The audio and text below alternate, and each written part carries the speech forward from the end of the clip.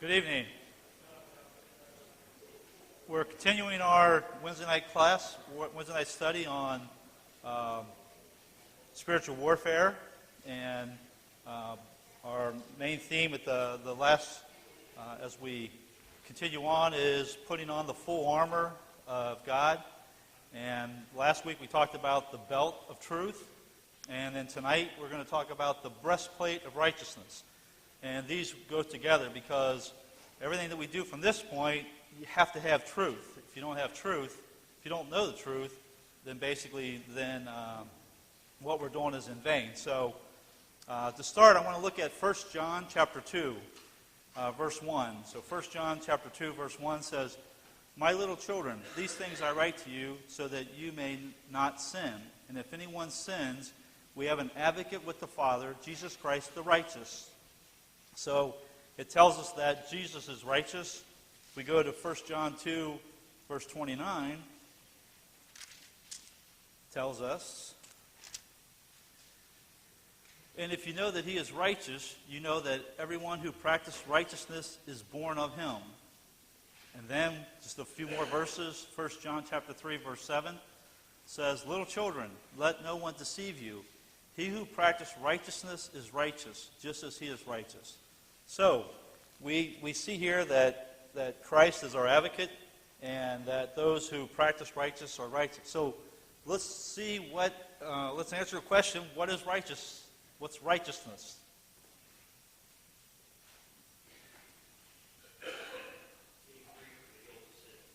Okay, being free from the guilt of sin.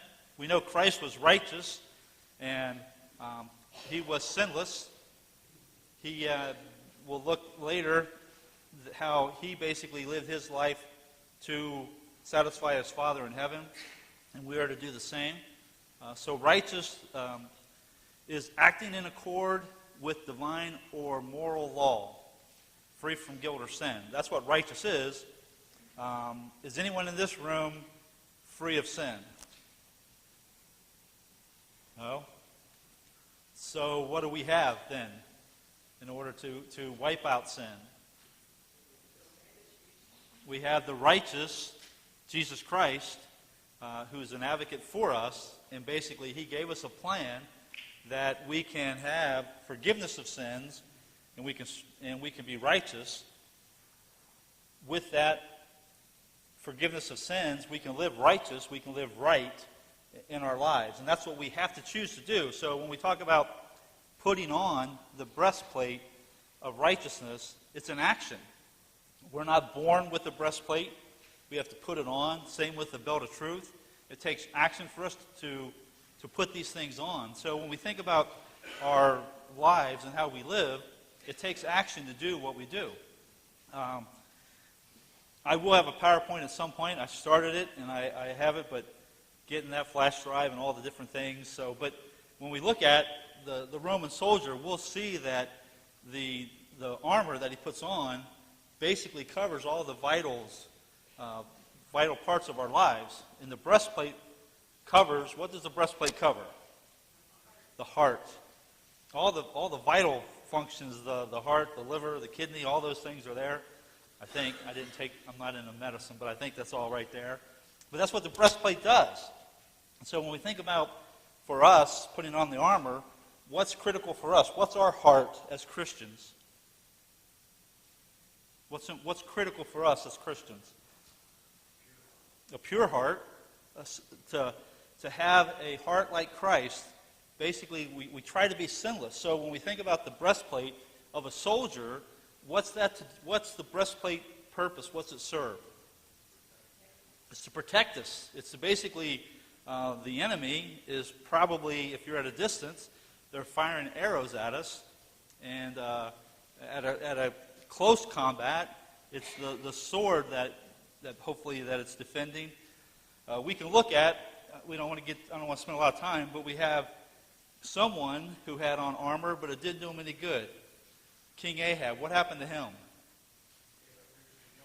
Yeah, I mean, he tried to go incognito so that he wasn't the king, so he had on some normal stuff, but as fate would have it, an archer just shot a bow, and it caught him between his armor, and he bled to death, and he died. So just because we put the breastplate on doesn't mean that we're going to be safe.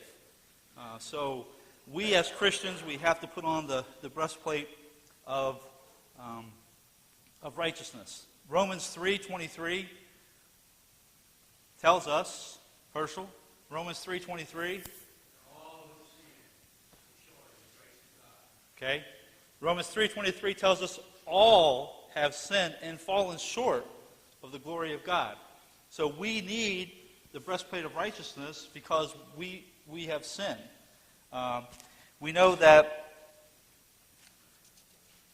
Romans 5:19 tells us that basically, just as through one man sin entered the world, let's turn to that. Romans 5:19. And I want to paraphrase it wrong. I have so many different scriptures in my mind here. So, for as by one man's disobedience many were made sinners, so also by one man's obedience many will be made righteous. So, as Adam had sin come into he and Eve, as they allowed sin to come into their lives and then into the world, the same as one man, Christ, being righteous, we have the opportunity that righteousness is for us. Think about, we've talked often about in our spiritual warfare that we have an enemy, and that enemy is Satan. And he offers many distractions. Here's just some things that he does to keep us from doing God's will. And think about these and see how they apply to you. Some of them are they're distractions. We have entertainment. We have pride. We have peer pressure. We have selfishness, friends, anger, the internet, family needs, money, work and job, and fear. So if we were sitting in a classroom where you had paper, I would ask you to write down how those things affect you, because they affect us all. These are distractions that Satan tries to tempt us with to take us away from our goal, which is to get to heaven. So when you think about those things, how does the world show those distractions I just mentioned? What's the picture that the world sends to us for those things? It's all good, right? I mean, do you see any billboard that shows a homeless alcoholic living in a cardboard box? Do we see that on a billboard? No, sir, we don't see that. We don't see commercials that show the effect of drugs and alcohol and all the other things that are there. It tries to show us the people who buy the advertisement that spend the money to get us to buy their product. Pardon me? Yeah, they're glorifying their product in order to sell, to make money. So if we're to wear the breastplate of righteousness, then we have to confront the distractions. We can't just avoid them. Just avoiding it doesn't make it go away. Don? Proverbs 12:28. In the way of righteousness is life, and the pathway thereof there is no death. Okay. Thank you. One of the things I want to talk about when we think about those distractions and how they appear, I want to talk for a second think about the prodigal son. And we have the parable of the prodigal son that's found in Luke chapter 15, and it's verses 11 through 32. Now, we have a farmer that has two sons, and the younger son basically decides that he wants his inheritance. Why do you think that he wanted his inheritance? Why was he not happy with the life that he had? He was young. What probably influenced him? Yeah, probably friends who knew he had some money coming. But he had influences. He had distractions in his life that basically he succumbed to those. So the temptations that were there for the prodigal son, he wanted that life. And so we can go through the study of the prodigal son, and we know what happens. He takes his money and he goes and basically wastes it and ends up basically as a dishwasher, or even worse, in our terms, but he was at a low point. But the point I want to make about the prodigal son is that there were distractions in his life that were there that he thought was the answer, that was a better life than what he had. And when, as the parable goes, his better life was at home. And we can look at that parable with how the father was waiting for him to come back. In the same manner, if we put on the breastplate and we put on the armor, but yet we fail, as long as we have life and breath, we can still come back. Mark? You know, the devil uses discontent. People, not just young people. Young people can't wait to get away from home. It'd be better to be on their own and take it out and start paying bills. Maybe not better. Same way with jobs, congregations, whatever. You know, we're always looking for something bigger and better. And the devil shows us these things. And then later we look back and, hey, I had a lot better home, wherever it was. Yep. That's a good point. That's part of what you were looking at my notes. But what Satan tries to do is show us the good of bad. I mean, he shows us the good side of sin and the things that are bad. He doesn't show us the bad. And if we're not grounded, it's easy for us to get distracted, like the prodigal son. Obviously, the older son seems to be pretty grounded because he basically just worked, and all he did was work, I believe. So he wasn't distracted. There weren't distractions there for him. He was very upset with his brother and with his father even. Kinsey? I think the people who have been through that, they have an obligation to be examples on what not to do and help people, not follow in their footsteps. No, and that's a great point. And what Mackenzie said is for those who have fallen, who have lived, that they're to be examples for those. And that's where things like this class come in handy. Where that's what this is designed to do, is give us an opportunity to open up. And that's what we as Christians have to do for each other.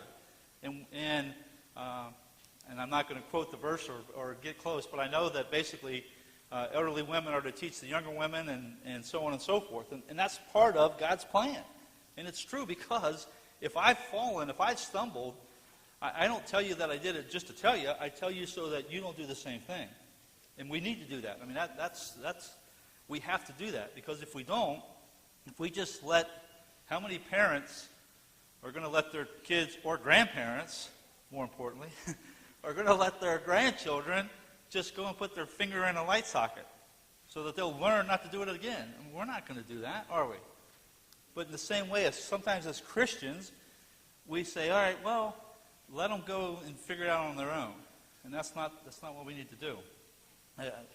I know a story of someone that was trying to convince his boys of how heroin was bad, and so he decided to take it to show them, but we know the rest of the story. He got hooked on it. So what he tried to do to show them the bad side, I mean, he proved it to them. So we need to make sure that we set the right pattern, and we're there as an example to help and assist, because we will stumble. David? You know, we talk about the boy, young man, woman, and the person. But I think the deeper lesson is the attitude of his brother to stay there. But when he's respectful for all the attention that was given to the younger brother, came out. Yeah, there's a lot of lessons we can give from that, but I think one of the important lessons is that as Christians, that we have to look out for one another, and that there are going to be distractions. There are distractions in our lives, and as Mark said, Satan makes those things look appealing to all Christians, and some who are weaker, then they fall away, or they stumble, I guess would be a better term. They stumble, and hopefully they regain, and we're there to help them come back. One of the things we need to do in preparing for this and thinking about the breastplate of righteousness and living a rightful life, part of it is we don't start the conversation with sin. And we talked about this so many times in this class. We can go back to Genesis chapter 3 with Eve and Satan. It was Satan who got Eve to do what? What was the first thing that he did to accomplish his mission? Pardon me? Okay, talked about the piece of fruit, but what did he do? He got her to get involved with the conversation. He opened up a dialogue with her. He said, did God tell you? Think about how many times we see a situation that we say, I should probably stay away from that. That's probably not a good place for me to go. And yet, somehow, we end up getting involved with the conversation with someone. Or the point is, had Eve not started in a conversation, gotten into a conversation with Satan, sin wouldn't have happened. Marcy?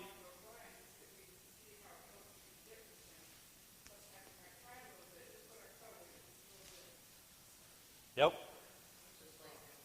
Just like gossiping in the workplace, where you hear somebody say something, Oh. you're asking to express it, but you know you should feel very involved with it. Yep. What Marcy talked about was we just put our toe in. We just kind of just put our toe in and Paula talks about how sometimes you might think there's gossiping and we should stay away from it, but I want to catch up on what's happening. And that's what happens with sin. Once we engage in it, it gives the opportunity for us to fall.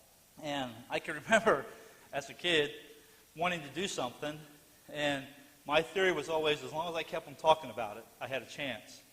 Can I do? Can I do? Can I do? Can I? If I wore them out, can I? Can I? Can I? Go talk to your mom. Okay, that's part of the victory. Then, so part of it was you just kept on. You kept on. And so what happens sometimes with sin is we start that. And first we're strong. No, I'm not going to do that. But then we kind of it wears on us. Just kind of keeps wearing on us. And then they might catch you at the right time where, yeah, you know what? Let's go do it. So first thing we should do is not get involved with those conversations. When we know that it's a bad situation, we should stay away from it. But our nature says, I can handle it. I'm good. I can handle it. And we always can't do that. In Revelations chapter 12, verse 9, basically tells us about our enemy. It says that, so the great dragon was cast out, the serpent of old, called the devil and Satan, who deceives the whole world. He cast to the earth, and his angels were cast out with him. Who deceives the whole world? That's what Satan does. He just, if we went back to Genesis, how Satan, he just changed the words. It's the same way now. He does no different today. There are thousands of religions out there who basically just change the words. And we know when we look at Matthew, when we think of the judgment scene there are going to be many that say, Lord, Lord, didn't I do? And he's going to say, depart, I didn't know you. So, Satan is a deceiver, and we need to, as we're wearing the breastplate of righteousness, means that we allow nothing to get in the way of living out the righteous God has already given us. So he's given us righteousness, and we have to wear the best breastplate so that we can fend off the devil. Remember, our struggles are with the world, Satan, and the flesh. Those are three of our enemies. We've talked about them before. And 1 Peter 5, verse 8 tells us about Satan. And it says, 1 Peter 5, verse 8.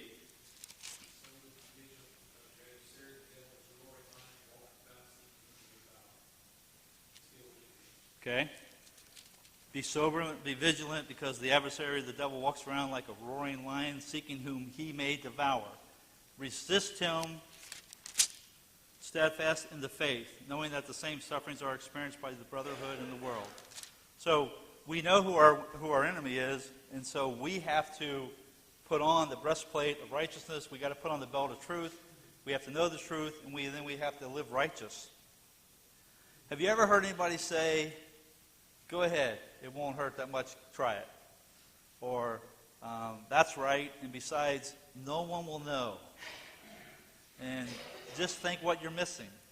You know, those are things that the world says, just trying to bring us along with them. You know, they're already down there, and they want us with them. And so we hear those things, and as Christians, we need to know, we need to basically stay strong. In James chapter 4, verse 7, it tells us how we are to resist the devil, but it tells us how to do that.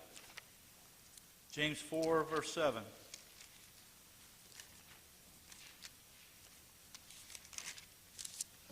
Therefore, submit to God. Resist the devil, and he will flee from you. Okay? So we have to submit to God. What's it mean to submit to God? Do what he says. Live righteously. To do right. When you think of righteous, it's right, just. So we have to live right. We have to do what God says. And God tells us, basically, that we're to live a Christ-like life. Did Christ sin? No. Christ didn't sin. Was Christ tempted? In all points he was tempted. But because, and we look at what Christ did, he prayed for strength.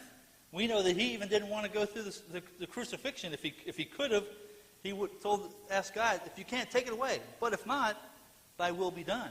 Because he knew what had to happen. But he was worried about whether he would be able to not fall to temptation and sin, which he did not. So, but in order for us to resist the devil, we have to submit to God, which means that we have to put on the armor. We have to know the truth. We have to live a righteous life, which means that we do good, we do right, we do the things that we're supposed to do. Resisting the devil. We have two examples to talk about briefly. We all know, I don't want to assume anything. We have Joseph in Genesis chapter 39. Joseph was sold into captivity. Joseph was basically put in charge of Potiphar's house. And when we look at Genesis chapter 29, that chapter, we see that Potiphar's wife tried to seduce Joseph. Now, think about what Potiphar's wife tried to do.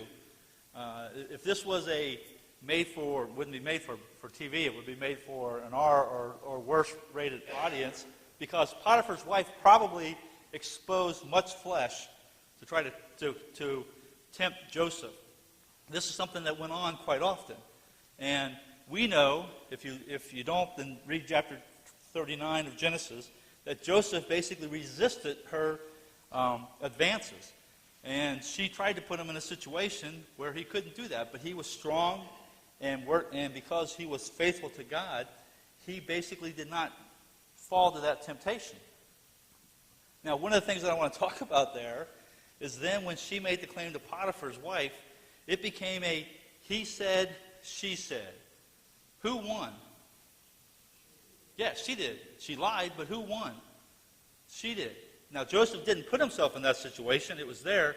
But the point I want to make is we have to be careful not to be put in those situations where it can be a he said, she said scenario. So, in that case, Joseph was innocent, but because Potiphar's wife, the offers that she made, he basically did not accept.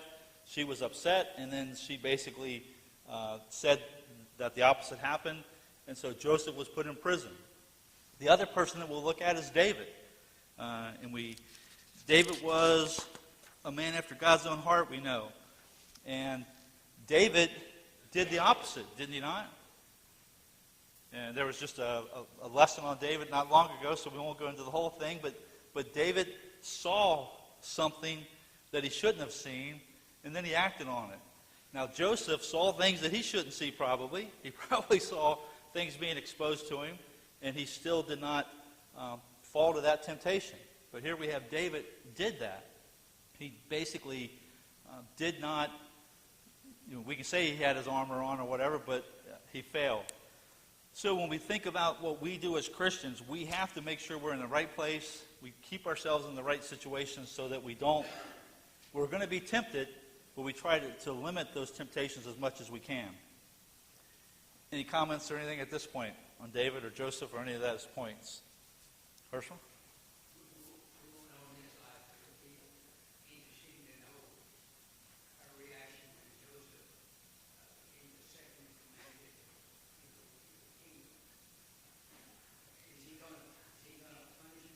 Yeah.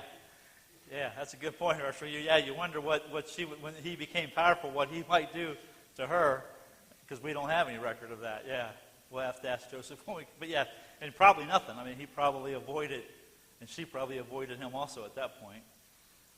But the point that I want to make for us from the spiritual warfare is that Satan will use everything in his advantage to make us stray, make us fall. And we have to be on our guard every day. You know, a Roman soldier, part of their routine every day was to basically get ready for battle. No matter what the situation, they were dressed for that. No different from our police and others who wear their protection. Whatever they do, they're in that armor. They have it on because you never know the situation. We as Christians have to be the same way. Whether it's 5 in the morning or 9 at night or whatever time it is, whenever we're in a situation, we need to be prepared for temptations. Because is there a time schedule where Satan's going to tempt us, where we have a window? Only going to be between this time and this time? No, he'll work any way that he can. Okay. Yes.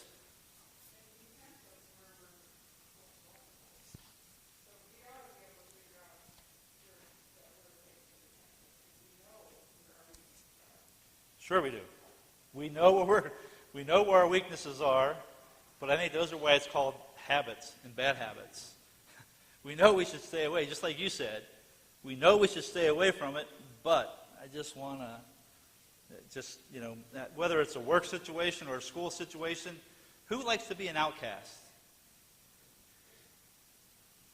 Nobody does. I mean, we like to be included. We like to be involved. Don't like to sit there all by ourselves. So sometimes we might act different than we are, but that's Satan working, and that's where we looked at sin, how it's our own lusts and desires is where we're taken off, where we sin. Okay? Yes?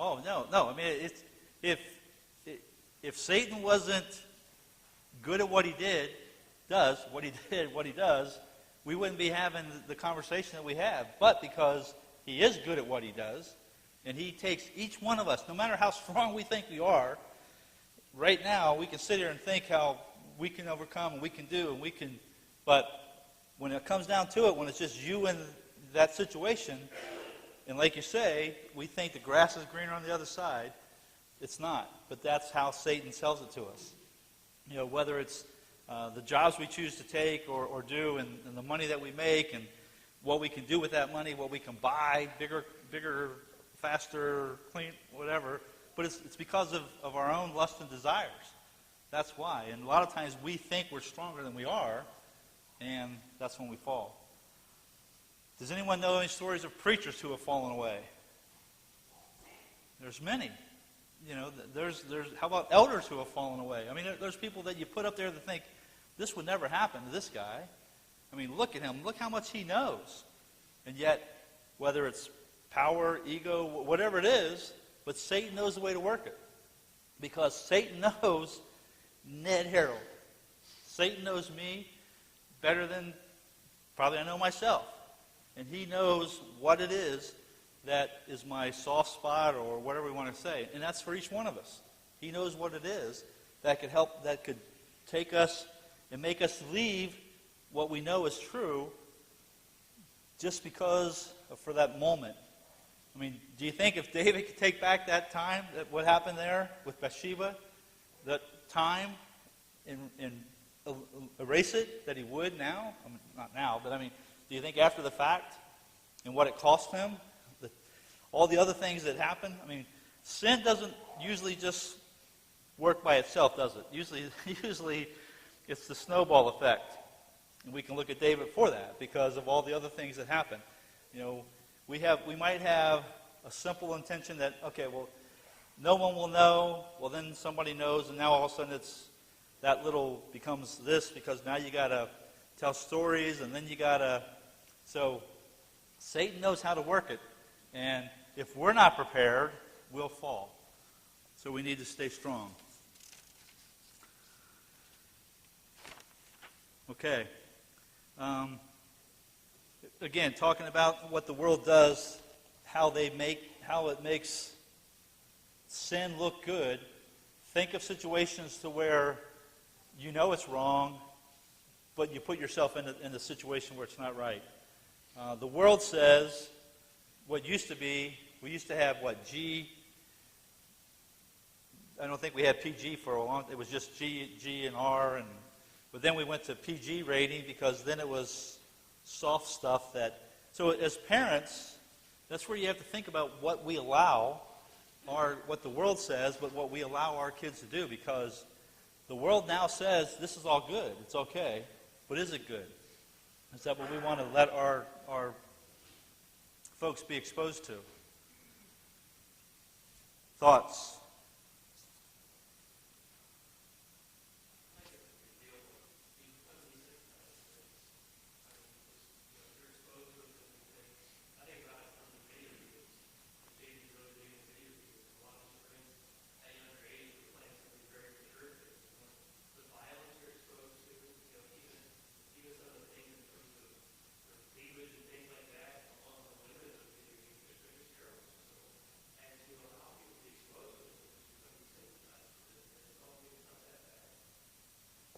Sure. I mean, just think of what we see on regular TV. I guess if there's such thing as regular TV, we have, 4, 6, and 10 at 9 p.m., things that you can see, whether it's, I think the Victoria's Secrets, they still do their catalog or their whatever, their models, and I don't think this should be after midnight, but I think that's in now normal, whatever they call that prime time. Prime time now for advertisers and all that is any time.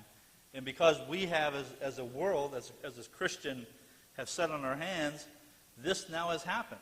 I mean, we now have, think about TV today, we talked about it in the first week, what Hollywood says is okay, most people will see it and they just assume it. In the same way as religion. Most people will not study the Bible, so when they have the Pope say, well, it's okay, if Jesus was around today, he would probably say homosexual is okay. That's not for him to say, but when he says that, what happens to the religious world? Yeah, then everybody follows, especially the whole religion, the whole Catholic religion, they fall in line because he's the Pope. But so as Christians, we need to make sure then that we have an opportunity, when we have an opportunity to talk to coworkers or folks about what the Scriptures say, we need to do that because the religious world today, the truth's not there. The truth isn't there. And they think, as long as it's said over and over and over, that it makes it right. But does it ever change? Does God's Word ever change? No, never, never. So sin is sin. The sin that David and Bathsheba happened there is the same sin today between Joe and Mary or Joe and Jim today. I mean, it's sin, and it doesn't change. And so we as Christians have to always put on our armor. And when we talk about wearing the breastplate and what it protects, in most situations, in an armor situation, they usually don't have the breastplate covers the front but not the back. Why is that? You don't run. If you expose your back to the enemy, what are you doing? You're retreating. Now, in our case, we're to flee the temptation, but that's part of our armor is having the knowledge that we know when to flee, when to leave that situation, whether it's whatever we want. But we fleeing is not retreating, running like someone in in a battle situation that's fearful. But we flee because we're strong in the Lord, and we know that we have to flee temptation and resist the devil. And if we do that, then he'll flee from us. So that's where we as Christians have to know how to resist the devil. And it's not easy to do, and each one of us has to be trained, if you will. I mean, for lack of a better term, we have to be trained on how to resist. And we do that by studying the Word. Yes? When you think about, and I talked with Sue and I was talking the other day about this same-sex marriage outlet at the church, in ours, in the paper, I don't think that's wrong or not. They're going to determine whether it's okay or not. But when people do that, they destroy everything. I mean, how can you say if same-sex marriage is okay? How can you say that somebody would be living in adultery is married to a woman who's married and not? I mean, you just destroy, when you break that down, you destroy the whole word of God. People don't realize that.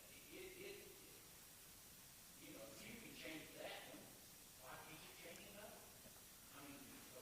I mean, think of if you were Satan and you were trying to destroy America, how do you destroy Christianity? I mean, what's the basis of Christianity? It's family. It's family. It's the Bible. That's what it is. And when you destroy that, when you destroy the family, I mean, if there's no family, there's no church. But when you can destroy the family and you can have kids who go to church and they see what we preach and teach and do in an hour a week, and then they go to school where they have a teacher drilling in their head for hours that it's okay to lean the other way, or it's okay to, I mean, our battle is against the world. In the world, we have to be involved in what happens in our lives, in our children's lives, and our grandchildren's lives, and brothers and sisters in Christ's lives, because the world says this is all good. And they can't get in any trouble for doing it. We can get in trouble for trying to stand up, but we have to be prepared, because all it takes is once you start. I mean, think about the women's movement or wherever, when as a nation, we started where women, and not that women shouldn't have rights, but where they felt they were more powerful. They didn't want to be subjected to man, like the Bible says. And when women felt that they had a right to basically step out of what's there for the church. I mean, there are churches today, and probably in our brotherhood, that think women ought to have some rights to do some things. And it's not. I mean, again, the word doesn't change. But because the church tries to say some, and I don't want to put it, but because some people think, well, let's just give a little bit. Let's just give a little bit so that way we can have more attendance. And we can have more money, and we can do. But if we do that as a brotherhood, we fail. And you look at what we've done as a brotherhood, where there have been separations and there have been misguided, because people, at some point, we didn't put on the breastplate of armor. We didn't put on the belt of truth. Don?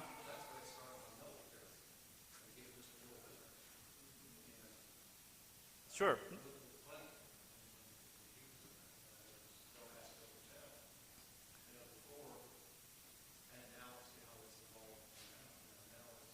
I mean, you look at America today, it's not the America that it was.